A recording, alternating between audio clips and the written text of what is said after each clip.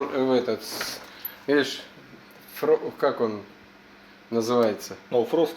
No Frost. Без разморозки, то есть? Да, он у него. И плюс, ну, вентиляция внутри.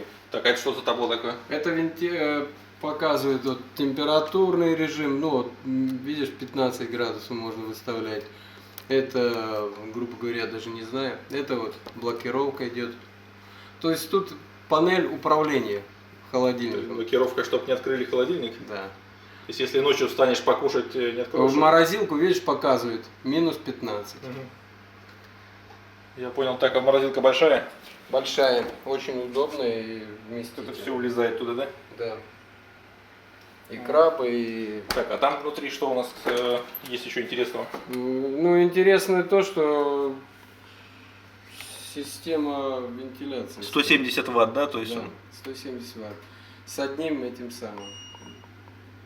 Так. А, это не то.